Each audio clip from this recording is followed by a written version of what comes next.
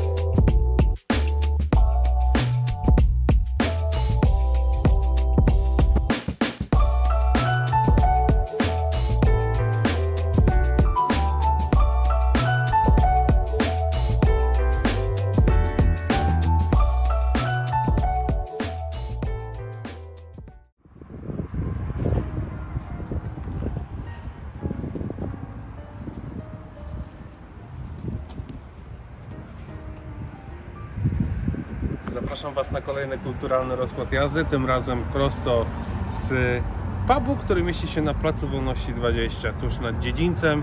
Idziemy do Lorda, a tam na nas już czeka Rafał, czyli Urban Whisky House.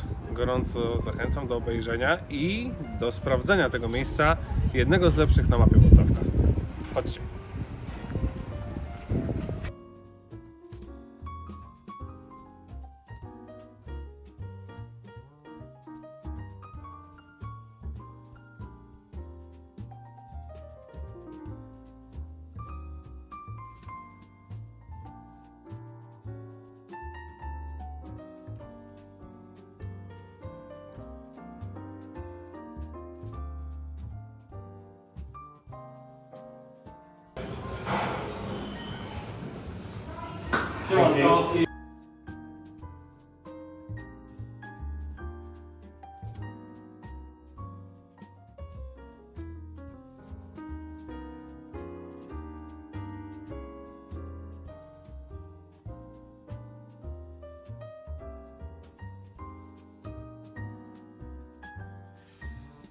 Proszę Państwa, wielkopomna chwila, tak to trzeba sobie powiedzieć. Człowiek, na którego czekałem dobre 3 lata, by z nim porozmawiać. Rozpoznawalna postać we Wrocławku. Z jakiego względu porozmawiamy sobie o tym za chwilę. Ponieważ jesteśmy w fantastycznym miejscu, które prywatnie odwiedzam i w którym spotkałem się też dzisiaj z moim gościem, czyli z Rafałem. Witam Was. Urban Whisky House, powinienem tak powiedzieć. A jesteśmy oczywiście w Lord Jim Pub. Genialne miejsce w swojej prostocie, ale przede wszystkim w pięknym anturażu, którym zasiadasz, drogi Rafale. Chyba największa selekcja whisky, jaką mamy w tym mieście. No i w sumie w Toruniu też tak. Nie ma jakiegoś lokalu, który by miał taką wielką selekcję, jeśli chodzi o whisky. No plus mamy też inne alkohole, rumy, wódki. Świetnie się odnajdujesz w meandrach mocnych alkoholi, tak to nazwę. Oczywiście słynni Polacy by powiedzieli ruda na myszach, ale za chwilę sobie opowiemy o tym, że whisky, a inne rzeczy to nie jeden wór, do którego wrzucamy absolutnie wszystko. Oczywiście. Proszę Państwa, chciałbym tutaj jeszcze jednej rzeczy powiedzieć bardzo ważnej. Z Rafałem się znam jakiś czas. Powiedział mi, że dopóki nie wypijesz wszystkich alkoholi z półki, nie zrobię z Tobą rozmowy. Mogę powiedzieć, że w piątek ostatni zdążyliśmy przepracować ostatni regał, także już jesteśmy gotowi do tematu. A tak już zupełnie poważnie, znam Twoją historię. Brzmi to trochę tak jak na jakimś spotkaniu dotyczącym zjazdu klasowego. Nie widzieli się 20 lat i zaczynają rozmawiać co u Ciebie. Ty spotykasz się na takim zjeździe, mówię hipotetycznie, i opowiadasz, słuchajcie, no ja firmowo i prywatnie zajmuję się tym, natomiast moją wielką pasją i hobby jest whisky. Tak. Generalnie zaczęło się tak 17 lat temu, ponad 17 lat temu wyjechałem do Irlandii. Pierwsze 5 lat pracowałem w Red Bullu, poznałem dużo ludzi, którzy w tym momencie są ambasadorami Jamesona, Pernod Ricard, No i jakoś oni mnie tak bardzo wkręcili w to whisky. Po powrocie do Polski, pracując jeszcze ostatnie 12 lat w Irlandii, byłem informatykiem, pracowałem jako inżynier telekomunikacji. W tym momencie pracuję też jako informatyk dla mBanku. Także tu profesjonalnie mam zupełnie inne zajęcia niż moje hobby. Hobby jest, jak tu widzicie, whisky. Czy ty odpowiadałeś odpowiadaj za tą przerwę techniczną w mBanku ze środy na czwartek? Nie. Nie, ja tylko to raportuję w tym momencie. Nie. Myślałem, że kliknąłeś niechcący delete i... Nie, tylko będę to raportował właśnie do KNF-u i do takich instytucji. Czy masz do czynienia z bardzo odpowiedzialną pracą? To już od dość dawna, no. Powiedzmy, że w Red Bullu też było dość odpowiedzialne, to była organizacja imprez dla Red Bulla. No też dużo odpowiedzialności. Kojarzę tą firmę. Najbardziej rozpoznawalne reklamy ostatnich 20 lat w rankingu, który ostatnio... No chyba najbardziej popularny energetyk, jaki jest. No i moim zdaniem najzdrowszy. Najzdrowszy energetyk. Tak, wiemy, że to brzmi dziwnie, świetny oksymoron. Jest, w porównaniu z tymi wszystkimi innymi polecam każdemu. Okej. Dobrze, to my sobie przejdziemy teraz do kolejnej części naszej rozmowy. Bardzo płynnie i fajnie, ponieważ ta przyjemniejsza część, szczególnie gdy mamy do czynienia z człowiekiem, który myślę, że każdym alkoholu coś by tutaj powiedział. Co do nas dzisiaj przygotowałeś? Począwszy, nie wiem, od degustacji, jak mamy to robić, napijemy się też czegoś, pokażę właśnie tajniki, jak wygląda sam proces degustacji, co do tego używamy. Opowiem trochę może o alkoholach, które będziemy też pili, o samej produkcji whisky możemy porozmawiać. To jest naprawdę szeroka dziedzina, co możemy tutaj poruszyć tematów dużo. Dobrze, to powiedz mi tak, bo mieszkałeś w Irlandii bardzo długo i rozumiem, że ta zajawka ma dosyć dużo wspólnego z tym, że jednak byłeś w kolebce whisky. Tak. Generalnie wszystko z degustacją zaczęło się u mnie od miodu pitnego. To były pierwsze alkohole, gdzie się nauczyłem. Na winie się tak bardzo nie znam. Miód pitny jednak to była moja jakiś mój konik. Na tym się nauczyłem degustować, wyjeżdżając do Irlandii. Miód pitny jest tak generalnie naprawdę bardzo uregulowany i sam proces produkcji jest najbardziej rozwinięty w Polsce, na Litwie, właśnie we wschodniej Europie. W Irlandii tego nie ma, z braku miodu. Musiałem to jakoś spróbować, coś zamienić, nie? Lubię poznawać nowe smaki, nowe tematy, dlatego tak chyba wyszło z całym tym whisky. Trochę mi to zajęło, nie mówię, że to jest proces łatwy od razu, że można złapać butelkę i poznawać zapachy wszystkie. No bo w odróżnieniu do wina, w winie można używać owoce, różne rzeczy, które są bardzo wyczuwalne. W whisky, no niestety mamy tylko wodę, drożdże i jęczmień. Wszystkie smaki później i aromaty wychodzą od procesu destylacji, od tego, w jakich beczkach jest chowana whisky, w czym starzona, w czym później jeszcze finiszowana jest, bo to też są duże różnice. I tak, generalnie zaczęło się to wszystko w Irlandii, nie? Niby przez przypadek, bo było to po wizycie w Jamisonie, w destylarni Jamisona. A powiedz, gdzie to było dokładnie? Na Bow Street w Dublinie. Miałem mieć właśnie firmowe spotkanie, które się tam opóźniło. Nie lubię chodzić po supermarketach ani takich rzeczach. Trafiłeś. Byłem blisko Bow Street i mówię, no nie wiem, nigdy nie byłem, spróbuję. No i cały tour jest bardzo ciekawy. Ludzie, którzy to prowadzą, opowiadają o tym wszystkim, naprawdę potrafią zainteresować. Ale wszystko to się zmieniło po degustacji, która była po całym turze. Nigdy w życiu nie myślałem, że dla mnie, jak dla większości, whisky to zawsze była kojarzone z kolą, Ballantyne, czerwony Johnny Walker, gdzie w tym momencie Owen, który to prowadził, z taką pasją, z takim sercem włożonym w to, no, że nie było możliwości, żebym się tym nie zainteresował. Nie? Zastanawiała mnie Twoja historia, bo my zawsze się spotykaliśmy po tej stronie degustacyjnej, po tej stronie barów, po której ja jestem. Natomiast w jaki sposób możemy to nazwać Twoim awansem, oczywiście umownie, bo też jesteś, możemy powiedzieć, ambasadorem Elorda. Czyli Ty w różnych miejscach odpowiadasz też za to, żeby o Lordzie mówiono właściwie, ale nie tylko pustosłowie, żeby było uprawiane, tylko ze względu na to, co jest tutaj, tak? Przyprowadziłem tutaj kiedyś znajomych, którzy byli za granicą daleko, na wycieczce Barbados i znaleźli tutaj gin, który jest. Jak rozumiesz fenomen Lorda w Wrocławiu, nie tylko? Myślę, że selekcja alkoholu, jaka tu jest, najbardziej chodzi mi o samą whisky. Dawno nie widziałem nawet w irlandzkich pubach takiej selekcji, że można naprawdę wybrać wszystko od bourbonów, blendy po jakieś dymne i naprawdę wyszukane whisky. Nie wiem, mamy na przykład Macallana, który jest 2022, specjalna edycja. No nie wiem, nie ma tego w innych lokalach.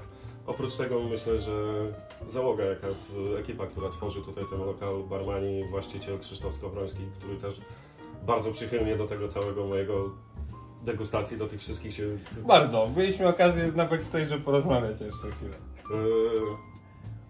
No jakoś się tak zgraliśmy, teraz będziemy prowadzili w niedzielę 4. już edycję degustacji. Zaczęliśmy, no nie wiem, chciałem to zrobić tak historycznie w miarę, czyli zaczęliśmy od irlandzkiej whisky, później była szkocka, teraz i bourbony, teraz na 4. edycji będziemy mieli japońskie whisky. No historycznie to jakoś chronologicznie tak się właśnie ustawia. Wspominałeś, że chcesz się wybrać do Japonii.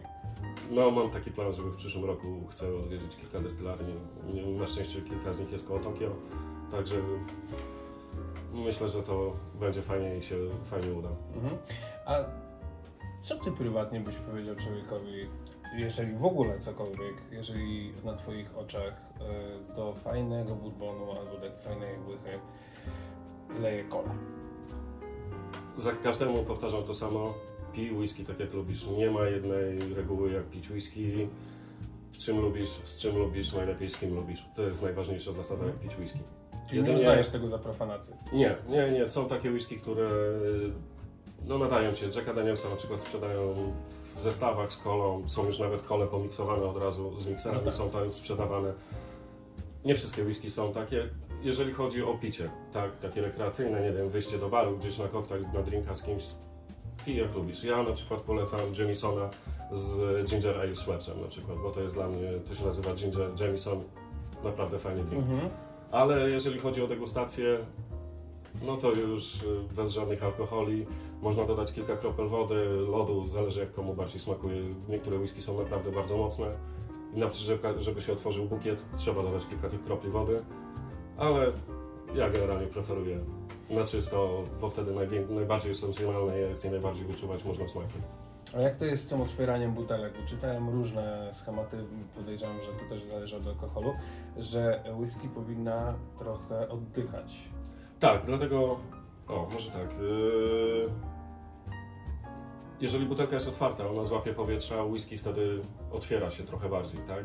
Więcej aromatów się utlenia, w tym momencie mamy zupełnie inny smak. Do tego właśnie stosujemy te kieliszki. Przy degustacji nalewamy, trochę kieliszki stoją, są specjalne. Może tak, zacznijmy od tego. Bardzo chętnie. Mamy właśnie w szkło, w jakim pijemy, nie? Czyli powiedzmy do highballi i do koktajli będziemy mieli normalne szklanki koktajlowe. Do whisky, którą pijemy on the rocks z lodem, idealne. Tylko że do degustacji mamy specjalne kieliszki w kształcie tulipana. Chodzi o to, że jest łatwo nią zakręcić, otworzyć aromaty, odstawiamy na chwilę. Całość aromatu blokuje, zwężenie na kieliszku blokuje wylot alkoholu i same aromaty przy samym rimie wychodzą, to tak się rim nazywa fachowo. Może to nie gołosłownie, może spróbujemy, wytłumaczę tak. Ja bardzo chętnie kształt samej szklanki. Spróbuję tego bukietu. Zaczęliśmy od Irlandii, to może zaczniemy z Irlandią. To chyba jest moja najbardziej ulubiona whisky. Jest to Single Pot Still. Jest to jeden z rodzajów whisky po single malt, single grain. Single grain chodzi o to, że to jest whisky destylowana kolumnowo, czyli nie w alembikach, tych specjalnych destylatorach, tylko w normalnych kolumnach, takich jak wódka i może być robiona z każdego rodzaju ziarna, czyli może być jęczmień, żyto, owies, tylko że i potem mamy single malty, tak? Single malt jest to alkohol destylowany tylko w alembikach, może być tylko destylowany tylko z słodowanego jęczmienia, a w tym przypadku mamy single pot still. Jest to fenomen, jest to jedyny, jest to alkohol, który jest naprawdę najmocniej kojarzony z Irlandią ze względów historycznych. W XVIII wieku Anglicy nałożyli podatek w Irlandii na słodowany jęczmień. W tym momencie destylatorzy stwierdzili, że okej, skoro mamy taki wysoki podatek, to zaczniemy używać połowy jęczmienia słodowanego, a połowy świeżego zielonego. Powoduje to, że proces fermentacji jest trochę dłuższy, proces destylacji produkuje whisky, która jest bardziej oleista i bardziej intensywna w smaku. Będzie też przy tym trochę bardziej pikantna. Nie wszystkie whisky są takie ostre i pikantne. Ta ma to do siebie, ale przy tym wyciąga bardzo dużo słodyczy właśnie ze świeżego jęczmienia. No sprawdźmy, co tutaj jest. I teraz tak, może jak degustować? Najlepiej jest zakręcić. Zakręcić? A to czy strona też jest ważna, w którą się kręci? Nie. No już leworęczny jesteś, ja to w drugą stronę zakręcić. sprawdzić. Teraz jest tak, pierwszą rzeczą, jaką patrzymy, Tak. są to tak zwane łzy albo nogi, laces. Jeżeli whisky jest oleista, Tak. zostaną bardzo Możemy gęste, tutaj pokazać. oleiste nogi. Im dłużej one zlatują, tym świadczy bardziej o tym, jak intensywna i oleista jest whisky. Jasne. Druga rzecz, Zapach. jak pan Patterson, człowiek odpowiedzialny za Dalmora, za whisky Jura, podoba mi się, jakie on ma podejście do tego przy wąchaniu whisky. Pierwsza rzecz jest hello. How are you? Nice to meet you. Chodzi o to, żeby przyzwyczaić nos do mocy alkoholu. Pierwszy raz jak Czyli wąchamy, 3 zasady. dużo ludzi mi to samo mówi. Wącha whisky, nie, bimber. Tak naprawdę no to jest moonshine, no to jest czysta whisky, czy po polsku tak zwany bimber. Chodzi o sam proces starzenia, leżakowania w beczce, to nadaje aromatu i wszystkiego, i smaku w whisky. Po trzecim, ważna rzecz, lewa dziurka, prawa dziurka, chodzi o półkulę mózgu, zupełnie inne zapachy wyczuwamy. Jeżeli whisky staje się za ostra przy wąchaniu, odsunąć trochę kieliszek bardziej. Wtedy bardziej stają się wyczuwalne aromaty, a mniej alkohol. Ja to i tak zawsze już A skąd nabyłeś tą wiedzę? Wiesz, bo to są rzeczy, które są ważne, ale o których trzeba wiedzieć. Czyli rozumiem, że kilka razy na samym początku musiałeś popełnić błąd, albo po prostu o tym nie wiedziałeś i nie wiem, a od razu próbowałeś. Właśnie ta wizyta w tym Jamisonie trochę mi tak pomogła, bo on pokazywał właśnie, jak degustować, jak to powinno wyglądać. Rozróżnianie smaków zajęło mi trochę dłużej czasu. Można kupić Aroma Kit, to się nazywa, z takiej firmy. To jest pudełko z fiolkami, z najbardziej częstymi zapachami, jakie można znaleźć w whisky. Mamy tam, nie wiem, od różanych po jęczmień, dymne zapachy, są specjalne papierki lakmusowe, wąchasz, wtedy sobie porównujesz. Poznanie smaku i zapachów, rozpoznawanie zajęło mi najdłużej czasu. To jest coś, co trzeba się nauczyć. Tak jak mówiłem, to nie jest jak w winie, że wyczuje się, że no nie wiem, jagoda była użyta, albo wiśnia, albo jakiś inny owoc. Tutaj mamy tylko jęczmień, wodę i drożdże. Bardzo też mnie zaciekawiło to i rozbawiło, a zarazem zachęciło do naszej rozmowy. Pytałem Cię o ubiór, pamiętasz? 2 tygodnie temu rozmawialiśmy o tym, jak my się mamy ubrać, drogi Rafale. Pytałem Cię tutaj, przygotowując w ogóle cały plan, cały scenariusz i jak się umawialiśmy na nagranie. Powiedziałeś, jak Ci wygodnie. Tak. To... Czyli nie musimy mieć szereg, koszuli i jakichś specjalnych kaszetek. Ja najczęściej, jak mam nową butelkę i degustację robię sobie w domu, mam specjalny notes właśnie z notami zapachowymi, smakowymi, z punktacjami. Najczęściej jestem w dresach, włączam sobie dobrą muzykę. To ma być relaks, to ma być przyjemność, a nie spięcie. Ja rozumiem, że jeżeli prowadzę degustację, z szacunku dla ludzi, którzy są, ubieram się schludnie, no nie wiem, koszula, powiedzmy marynarka, taka rzecz. Pijąc whisky, jeżeli nie idziemy na jakąś formalną imprezę, nie trzeba mieć żadnych wełnianych marynarek, kaszkietów, takich rzeczy.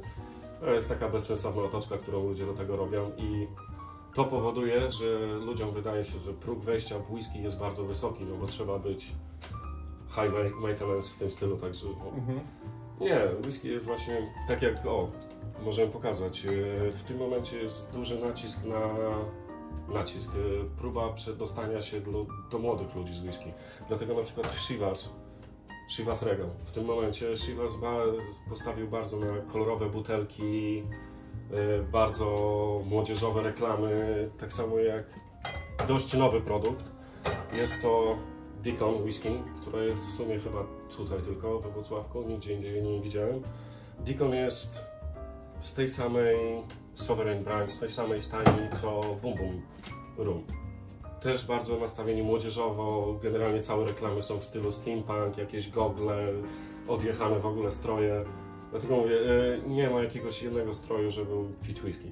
Czyli tutaj... Tak jak ci jest wygodnie. Tak, mówiliśmy o pokoleniu milenijnym, mam tu na myśli ludzi dorosłych i wyjściu Chivasa czy innych firm do nowego pokolenia, którzy muszą sobie zdać sprawę, że jeżeli w pewnym momencie ich marketing i ich PR nie wyjdzie do młodzieży, to za chwilę skończy się w sposób naturalny ich klientela.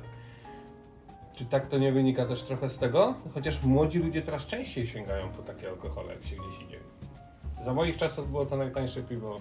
No tak, wiemy jak to I coś było kiedyś, tak. Też w zupełnie innych czasach dorastaliśmy, tak? Tak. Dostępna była wtedy tylko, tak jak mówiłem, Ballantine's, czerwony Johnny Walker. Johnny Walker też mam. Mhm. Nie mówię, że to są złe whisky, ale po upadku muru berlińskiego wschodnia Europa otworzyła się właśnie tak, powiedzmy, na produkty z zachodu, w tym na whisky. W tym momencie Polska jest jednym z większych rynków w Europie dla właśnie produktów ze Szkocji, whisky i rumów. Także to się wszystko zmienia, a co do tego wieku, wydaje mi się, że nie. Do każdego alkoholu podobno trzeba dorosnąć, także ci ludzie i tak w końcu dojdą do tej whisky. Tylko chodzi o teraz jak najwięcej sprzedaż, o jak największą sprzedaż chodzi, tak? No, czyli muszą się otwierać na młodsze pokolenia, pokazać im, że to nie jest alkohol dla starych ludzi z cygarami, którzy siedzą gdzieś w Bo pozamykaniu. tak to się kojarzy. No. Ja wiem, ja to rozumiem. Ja cygar nie lubię zapachu, mi to nie pasuje. Wiem, że parowanie cygar i whisky to jest też bardzo popularna rzecz. Ja wolę parować jedzenie z whisky na przykład, nie? No i takimi akcjami, jak my prowadzimy tutaj degustacje, właśnie staram się, może otwierać oczy, no to jest dobre, na świat whisky, który jest naprawdę szeroki, wielki. Chciałbym Ci zadać jeszcze jedno pytanie. Ono może być trochę groteskowe, ale mnie to na przykład bardzo ciekawi, na ile predyspozycje Twoje słowiańskie w Irlandii Ci pomogły? Czyli na ile Twoje kubki smakowe, Twoje uwarunkowania jako wschodniego Europejczyka z Polski potrafiły wytrzymać ten bukiet smaków, bo z tego co czytałem, kraje anglosaskie i Brytyjczycy, Francuzi, czy nawet nasi sąsiedzi z zachodu, Niemcy, mają te kubki smakowe wiele słabsze od nas. I teraz chciałbym się dowiedzieć, czy tak faktycznie by było, czy Ty miałeś z tym jakąś prostotę, dzięki temu nie miałeś w ogóle żadnego problemu, przyjmowałeś to, bo czasami jest ten taki grymas, który widzimy w twarzach, a szczególnie u naszych zachodnich sąsiadów, jakim proponujemy wschodnie alkohole. To są nieprzyzwyczajeni po prostu do takich smaków. Myślę, że Anglicy, Belgowie, Niemcy bardziej nastawieni byli na browarnictwo. Wino, Francuzi, Włosi. Nie są to mocne alkohole. Nie wiem, ze względu na chyba nasz klimat, zimno. Nasze alkohole były, oprócz miodu pitnego, okowita, do tej pory wódka, gorzałka, czy jak to tam różnie nazywają ludzie. No chyba przez tą pogodę naszą procentowość była bardzo wysoka tego. Nie wiem, czy nie są przyzwyczajeni. Mówi się o Polakach, że dużo piją. Byłem bardzo zaskoczony, jak zobaczyłem, co się dzieje na wyspach. Ci ludzie naprawdę więcej piją od nas. To jest taka łatka, która się nam przyjęła. Chyba tylko przez to, że właśnie tak Polska, Rosja mamy bardzo dużo w ogóle procentowych alkoholów. Jesteśmy z tego bardzo znani też na świecie. Tak. Nie wiem, chyba Wyborowa czy Belvedere jest to jedyna wódka, która jest serwowana na gali oscarowej. No nie ma żadnej innej wódki, Gregusa, nie wiem, Siraka czy czegokolwiek innego, tylko jest polska wódka na tym. A czy mi to pomogło? Filmy się nie mogą dostać, ale wódka polska się zawsze dostanie wszędzie. No wszędzie się dostaje, jesteśmy przez to rozpoznawalni. Nawet jest...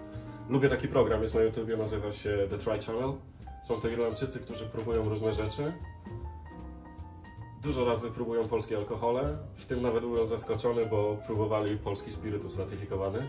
To jest 95%, jest to najmocniejszy alkohol na świecie. Ja nie naprawdę myślę, że my takie alkohole tutaj pijemy na co dzień, nie?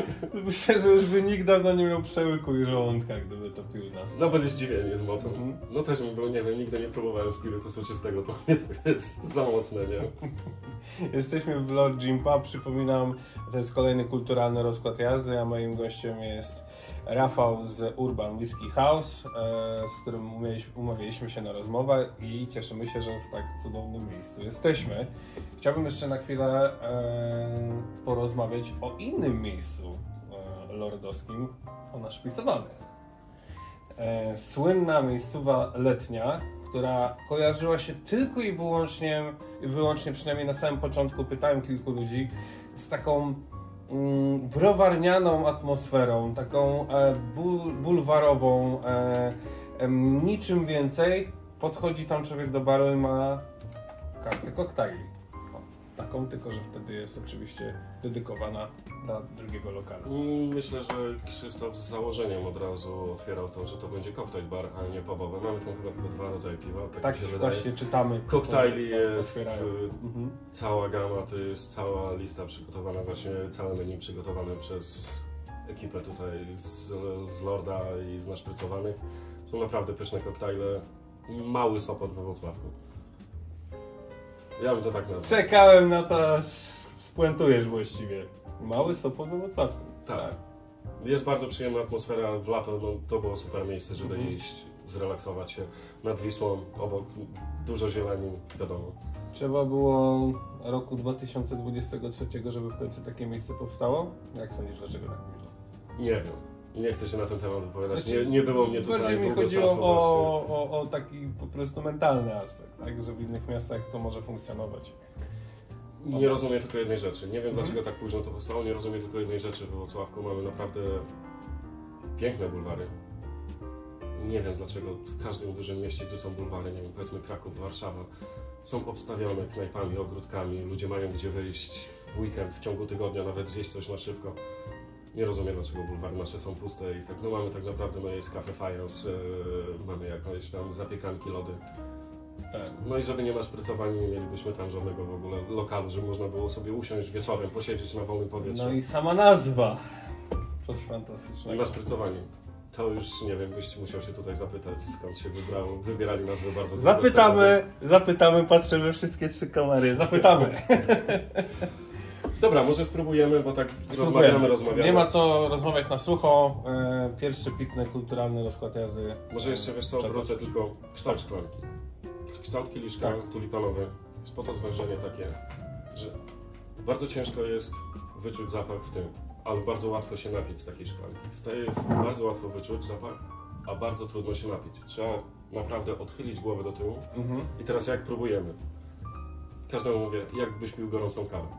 Okej. Małego łyka gorącej kawy jak bierzesz.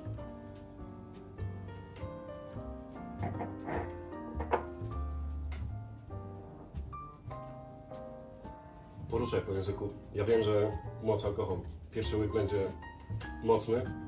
Z każdym kolejnym łykiem alkohol zaczyna zanikać, a zaczynają zostawać smaki. Nie wiem, wiem, że teraz tobie zasugeruję, ale ciemne owoce suszone, figa. Okej. Może jeszcze dalej jest palący alkohol. No ale już mniej. Bo z każdym łykiem, czy z każdą minutą po wypiciu czuję mniej. Rodzynki. Uwielbiam takie programy, jak można jeszcze przy tym zdegustować dobry temat. Finish. Ostatni jest finish. To jest smak, który zostaje ci od języka po gardło. Potem określamy, czy finish jest krótki, długi, czy jest dry, czy mamy bardzo właśnie wytrawny, czy jest bardzo słodki. Ta jest bardzo słodka, oleista, bardzo długo zostaje na przykład na gardle, na języku. I bardzo słodka przy tym, ale jest ta pikanteria z tyłu. Teraz tak. Tutaj czuć właśnie. Dlaczego właśnie musimy ruszać po języku? Każda strefa na języku, anatomia, zupełnie inne smaki wyczuwamy, słone, słodki w innych miejscach. Czyli gdybym szedł normalnie w piątek tutaj prywatny, to prawdopodobnie wziąłbym 40 gramów dobrego alkoholu, słusznie schłodzonego i bym nie spróbował. Whisky nie musi być. I właśnie nie musi. I o tak tym jak koniak na przykład. Czy przełamujemy wodą? Woda jest bardzo ważna, ale przy drugiej degustacji tłumaczę, bo wodą przypukujemy paletę. Kubki smakowe i generalnie degustując, dobrze jest pić wodę, nie upijemy się wtedy, jest bardziej rozrzedzony alkohol. No, nawet możesz sobie spróbować. Czyli przelewamy, tak? Nalej sobie troszkę wody.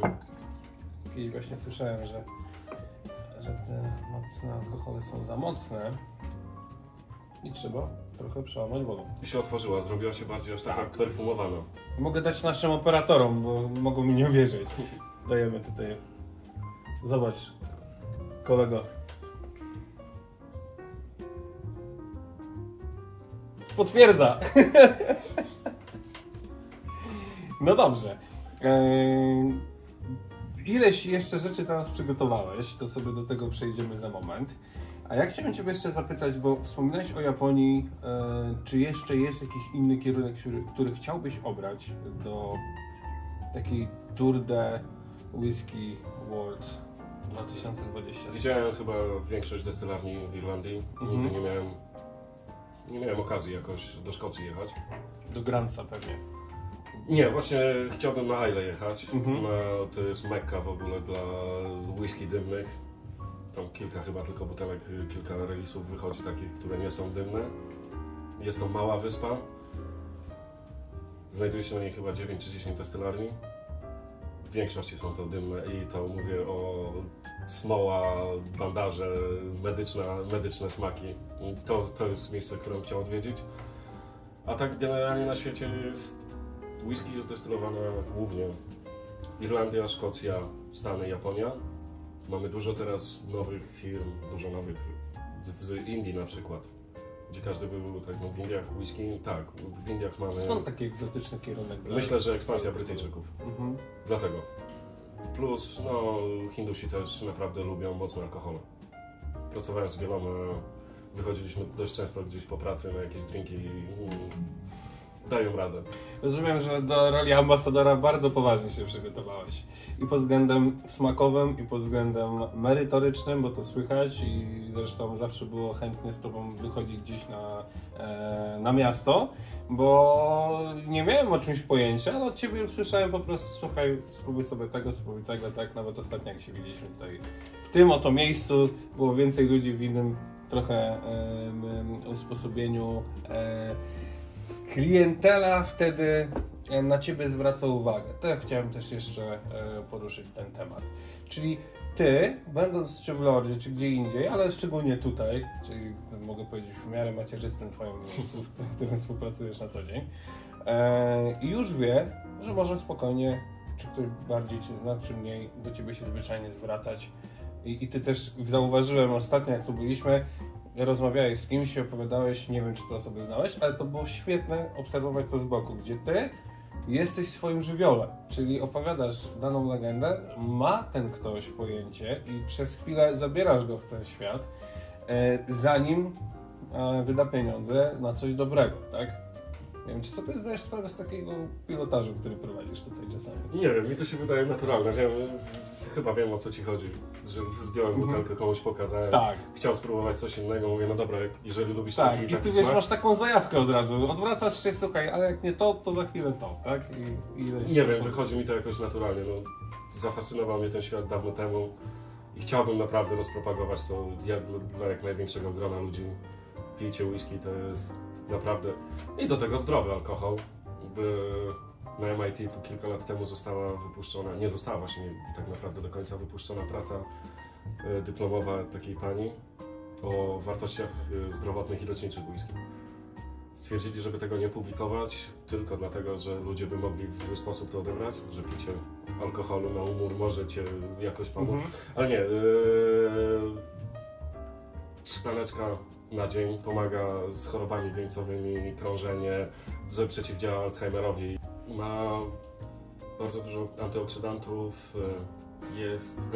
Był na BBC wywiad kiedyś, który widziałem z kobietą. Była to najstarsza kobieta, która mieszkała w Anglii. Miała chyba 107 czy 106 lat, nie pamiętam już teraz dokładnie. Nie chcę też tam w błąd wprowadzać. Reporter zapytał się jej, co jej pomaga być tak długowieczną. No, ona powiedziała jedno, szklaneczka whisky dziennie. I naprawdę wśród ludzi starszych rozrzedzenie krwi, wiadomo jak to jest. Kobieta żyła 107 czy 108 lat tak naprawdę. To była Elżbieta II może? Nie, jakaś, to była jedna z najstarszych tam osób, kobiet, które w Anglii żyły, nie? Dlatego był cały ten wywiad z nią zrobiony na BBC. Bo zawsze mi się kojarzy z taką minimalną dozą alkoholu przez całe swoje życie właśnie Elżbieta II, która wspominała o tym jeszcze, która nieczęsto udzielała pewnych rad i wywiadów, bo jednak rodzina królewska jest bardzo hermetyczna i ciężko się dowiedzieć czegoś z takim kanałem oficjalnym, ale pamiętam, był taki jakiś właśnie dokument też, chyba nie na BBC, ale jest też do odtworzenia w internecie, zachęcam, która opowiada o tym i ten jej kamerdyner słynny, który o danej porze, danego dnia przynosił 20 do 30 gramów albo jakiegoś koniaku, albo jakieś... No właśnie, bo to tak whisky, ale tak, to jest koniak, brandy, mocny alkohol, chodzi o to. Mocny alkohol generalnie jest zdrowszy dla człowieka niż piwa, nie wiem, niskiej procentowości alkoholu jak piwa i wina. Nie wiem, czym to jest spowodowane, ale lepiej dla właśnie krwiobiegu i wielu funkcji życiowych. Mocniejszy alkohol. Po piwie wydaje mi się, że tylko brzuch rośnie. No i to jest taka moja jest moczopędne też.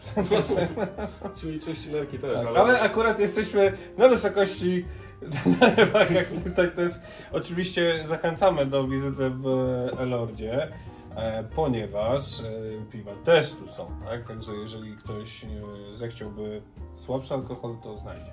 Tak. Poza tym tuż pod nami jest restauracja Dziedziniec, gdzie możemy też spokojnie najpierw sobie zjeść, a potem od lewej do prawej kosztować fantastyczne rzeczy, które są przygotowywane przez twórców tego miejsca, do którego ekipa kulturalnego rozkładu jazdy chadza dosyć często i najczęściej spotyka tam Rafała, czyli mojego gościa dzisiejszego programu. Rafał, przejdziemy jeszcze do degustacji, bo mi się spodobało, a operator mi powiedział na tak zwanym poza anteniu, jak mieliśmy małą przerwę w nagraniu, że chce jeszcze więcej, że tak mi się spodobało. Co jeszcze więcej. Tak jak mówiłem, Islay jest takim miejscem, którym chciał odwiedzić. Najbardziej lubię whisky z tamtego regionu. Jest to mała wyspa po zachodniej stronie Szkocji. Generalnie Szkocję dzielimy na Highland, Lowland, Campbelltown, Islay i wyspy. Chociaż Islay jest wyspą, także, ale wyspiarskie, tak jak Highland Park na przykład, albo Scapa, tak. Są to destylarnie, które są na północy, na Hebride'ach. Islay jest to pierwsza wyspa od Irlandii, tak naprawdę cała podróż whisky od XIV wieku, jak się zaczęła się z Irlandii na Islay. Dlatego na Islay została dymna whisky. Pierwsze whisky naprawdę były, słód jęczmień był suszony nad torfem. Później się to zmieniło, że zaczął piece być zupełnie inaczej, proces suszenia jęczmienia wyglądał, ale na Islay ten proces torfowania został do tej pory. Jest to naprawdę kolebka. Moje najbardziej ulubione whisky pochodzą stamtąd i właśnie chciałem Tobie pokazać Ardbeg. Ludzie się śmieją, że Ardbeg smakuje tak, jak brzmi Ardbeg. Jest to bardzo... Tak, bardzo niemiecko, muzycznie nawet bym powiedział. Celtycką. Ja wiem, że germański i celtycki są dość podobnymi, ale jest dużo różnic między nimi. W ogóle skąd nazwa whisky? O, to też jest ciekawe. Whisky pochodzi od celtyckiego whiskaba, które z angielszczonej nazwy wychodzi whisky. Anglicy po prostu ze względów biznesowych zmienili to w Irlandii przez długi czas i w Szkocji whisky było nazywane whiskaba, co to znaczy tak naprawdę aqua de vita, woda życia. No bo na początku sami kapłani ją tylko robili mnisi i stąd cała ta... Mają rozmach i mieli. Sam proces destylacji przyszedł do Europy w XIII-XIV wieku z najazdami Arabów na południowe kraje europejskie. Włochy były pod atakiem, Irlandia wtedy była głównym miejscem przepisywania ksiąg. Najwięcej klasztorów było właśnie wtedy w Irlandii i księgi były przepisywane. Stąd właśnie mnisi wzięli sam proces destylacji. Stąd właśnie się destylator nazywa alembic, alembic z arabskiego, alkohol też właśnie z arabskiego. I cały proces właśnie wyszedł z Irlandii, poszedł na zachód, na Islay, później na całą Szkocję, no i stamtąd już rozniósł się na cały świat. Wraz z emigrantami do Ameryki, z Masataka Takasuru. Był to człowiek, który przyjechał do Szkocji tylko po to z Japonii, żeby się nauczyć destylować. Stąd mamy właśnie japońskie whisky. Kawał drogi. Tak, ale no, dla pasji można poświęcić dużo. To prawda. A ty co poświęciłeś dla pasji? Czy coś takiego w ogóle było? Czy ty Nie. starasz się łączyć ze sobą? To cały czas, tak. Style. Tak, ja nie poświęcam, raczej ewoluuję, tak nazwał w tą stronę. Może poświęciłem piwo. Nie piję żadnego piw, nie piję, tak. Zdarzało mi się... Nigdy cię nie widziałem, żebyś pił piwo. No zdarzało się, ale wolę właśnie, jak mam się napić czegoś, wolę napić się 20, 30 whisky, niż miałbym wypić 2 kufle piwa. Dobra, No to tak teraz zróbmy.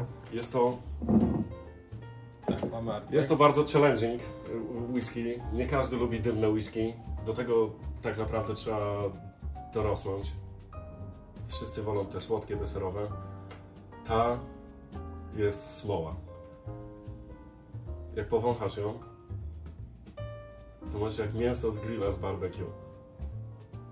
Dobra. Ja wiem, Coś że to tu są jest. moje sugestie. Pomyśl Coś tu sobie o jest. tym, że robisz grilla nad morzem. Masz słone powietrze, słona bryza i czujesz ten węgiel z kapiącym tłuszczem z mięsa na to. No, dobra. To zaczynasz mnie tutaj przekonywać do tego, ale ja prywatnie Artbacka też lubię. Aha. Więc trafiłeś, ale ja lubię mocne i torfowe albo właśnie dymne tematy. Nie przeszkadzają mi. Także... Niektórzy ludzie mają z tym problem, bo to przywiozłem kiedyś fajnego Artbacka do Polski, polałem mojemu tacie, powąchał, powiedział do mnie, co to za bimber, zrobił małego łyka, wstrząsnęło go. Mówię, no nie, no tak to się nie ten. No i całą resztę wypił na raz, naprawdę go wzdrygnęło. I domek z kartruną! Mówię, nie, to tak to się nie nauczysz tego, mówię, to nie o to chodzi, weź powoli. Nie chcę i już nigdy więcej nie chciał spróbować dymnej whisky, nie?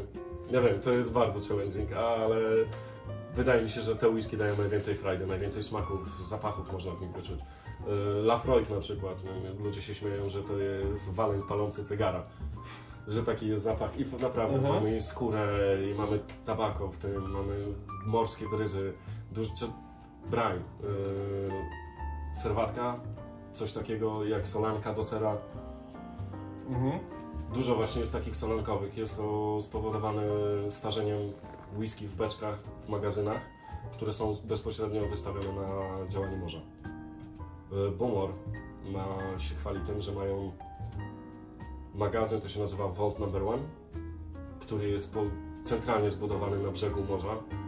Te whisky są i słodkie, i słone zarazem, i bardzo dymne. Każdemu też polecam spróbowanie. No i zagłębienie się w świat dymnej whisky, bo to jest zupełnie coś innego.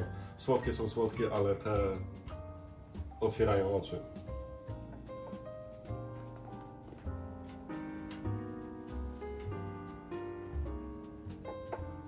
Najprzyjemniejszy moment. Ale jest ta słodycz w tym. Jest sól. Jest, teraz czuć. Czuć bardzo słone na języku. I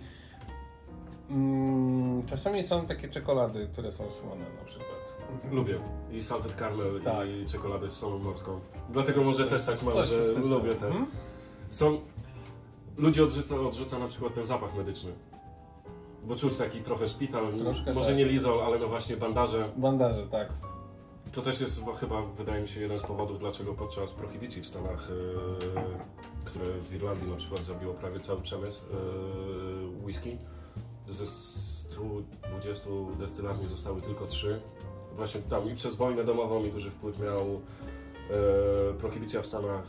Duży eksport był wtedy właśnie whisky do Stanów. Generalnie w XVIII-XIX wieku 80-70% sprzedawanej whisky była to whisky irlandzka. Szkockie obroniły się tym, że w Stanach były sprzedawane w aptekach jako medyczne napoje, tak. Tak, Tylko dlatego właśnie Lafroig, Artback mają bardzo charakterystyczne zielone butelki właśnie przez tą naleciały z tych aptek. No i już tak zostało ten. Całe szczęście jest takie, że w Irlandii się w tym momencie cały przemysł odbudowuje. Mamy 17 czy 18 destylarni teraz już, które są naprawdę fajne whisky, każdemu polecam, bo irlandzka jest dobra cena do jakości. Porównując do japońskiej, gdzie jest teraz za duży hype na to, wszyscy chcą, a za mała produkcja jest, dlatego ceny japońskich są takie drogie. Każdemu polecam irlandzkie whisky, naprawdę cena do jakości jest tam idealna, a w najbliższym czasie chyba się kolejnych 18 ma otworzyć, także wydaje mi się, że irlandzka whisky będzie w najbliższym czasie bardzo na hypie na świecie. Będziemy to obserwować i będziemy starali się też tutaj z Rafałem konsultować pewne rzeczy, które będą w tak zwanym trendzie, jak to woli, trendzie alkoholi na świecie. Moim Państwa gościem w programie był Rafał Urban Whisky House. Gościu, który jak sobie tutaj kiedyś przydrepczecie, to będzie mógł Wam opowiedzieć o tym, co się tutaj odbywa. Zresztą przypominamy, 1 października mamy warsztaty, które prowadzisz. Jeszcze chciałbym, żebyś dosłownie dwa słowa o tym opowiedział. Warsztaty są teraz w sumie 4. edycja w tym momencie prowadzimy. Zaczęliśmy w zeszłym roku, powiedzmy w październiku albo w listopadzie była pierwsza. Staramy się tak w miarę jakoś cyklicznie to robić. Wiadomo, no, co miesiąc to nie wyjdzie, Włocławek bardzo małe miasto, ale no, jak widać już jest 4. edycja w tym momencie. Degustacja jest połączona razem z food pairingiem, dobieramy specjalnie przystawki do każdej z whisky, do każdej inny smak, słodkie, słone, dymne rzeczy, tak żeby jakoś skomplementować albo wyciągnąć inne smaki z whisky. Opowiadam o tym, opowiadam trochę o whisky, o destylarniach, z jakich są właśnie whisky, które są serwowane. No generalnie wydaje mi się, że jest fajna zabawa, ludzie, którzy przychodzą tutaj też bardzo są ciekawi, dużo fajnych pytań, na ostatnich naprawdę strasznie dużo fajnych pytań dostawałem, podobało mi się to bardzo, nie tak, że ludzie siedzieli, a przyjdę, napiję się i ucieknę, to naprawdę ludzie byli bardzo zainteresowani i widzę, że w Polsce już się zmienia to, że ludzie mają jakoś takiego wielkiego problemu, żeby to wydać trochę więcej pieniędzy, spróbować czegoś fajnego, czy to do picia, czy to do jedzenia i w fajną stronę to się rozwija. Aby tak było dalej, my będziemy starali się to wszystko co jakiś czas w kulturalnym rozkładzie jazdy pokazywać. Wszystko co dobre bardzo szybko się kończy, nie tylko butelka Bega, oczywiście degustacja również. W Slącze. Po irlandzku, po szkocku, w Slącze. To był kolejny program. Do zobaczenia za tydzień.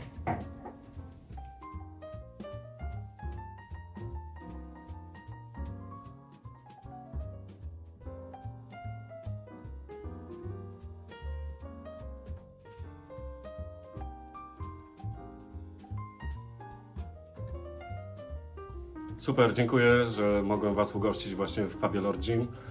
Zapraszam na kolejny kulturalny rozkład jazdy Kacpra Gładkowskiego z wywiadem ze mną. Zapraszam też do pubu Lord Jim, do naszprycowanych czy do restauracji Dziedziniec. Zawsze można smacznie zjeść, napić się bardzo fajnych alkoholi. Polecam, zawsze służę pomocą. Dziękuję bardzo.